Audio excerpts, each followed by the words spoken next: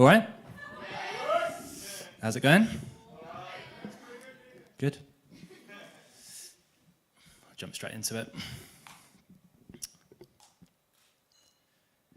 Inside my mind's eye, there are fruit flies of wisdom. They vomit knowledge onto my cortex whilst my ego swipes at them. No matter how I try, I keep getting in the way of truth, that brain-teasing little thing so abstract beyond aloof.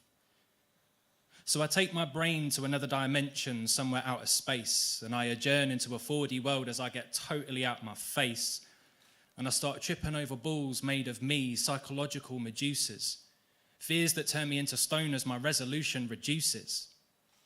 Now I try to rectify this wild ride by refocusing my attention. I sit, listen to my breath, and reassert my intention. To void myself of me and I, to kill my ego and to testify, to break apart the pieces of me before I calcify. Wipe the muck from my skin and tear the dirt from my eyes and reveal that there's nothing underneath, there's no me for me to find. The skeleton upon which my ego rests is nothing more than an icon, because I'm just as much the shadows as the wall its darkness writes on. But then it all unravels, as you can plainly see, because I haven't reached nirvana. I've used the words I, my, and me.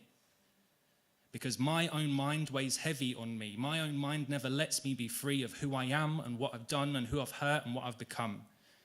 And that causes me anxiety, and I get wrapped up in negativity, and I shut down, apparently. Apparently, because it will appear that way, with pursed lips and fixed stare and nothing to say, but inside my head, 1,000 conversations are happening out of sync. That's a kilogram of voices all telling me what I should think, but their words aren't mine, they're borrowed and they're blue, because I'm wed to people that I can't eschew. All that I am is borrowed, and all that I am is picked up, and all that I am you give me. And what you put out, you will get back. Now, those voices, they can be soothing, they can be antagonistic, those voices can be hype men, they can be unrealistic. That myriad of voices that I refer to as me divides into facets, perhaps infinitely. But that which I call me, I don't want anymore. No trap of identity shake me to my core, no more investment in mischoices or advice unheeded, and instead the ability to mold my world into something that is needed. So I chase ego death. Move my pride with my brain on the outside and see each moment as the now. Open the eye between the brow. But with no identity, I have no meaning. And without any meaning, how can I say what I'm feeling? Life is chaos. Life is random. Anything is possible, but everything is transient. But basically, there's choice one and there's choice two. Do it for us or do it for you. Because I comes before we until you get to see that you have no claim to superiority.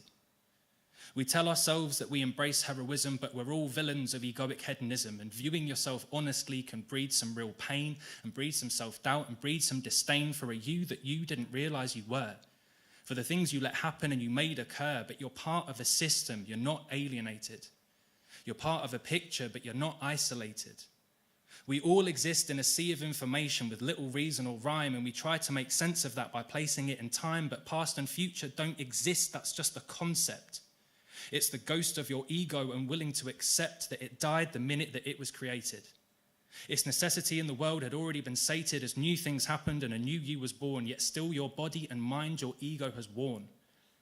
So tear it off, separate it by hand, kill off your ego and embrace Neverland. Because you're ego tripping. We're all ego tripping. Thank you.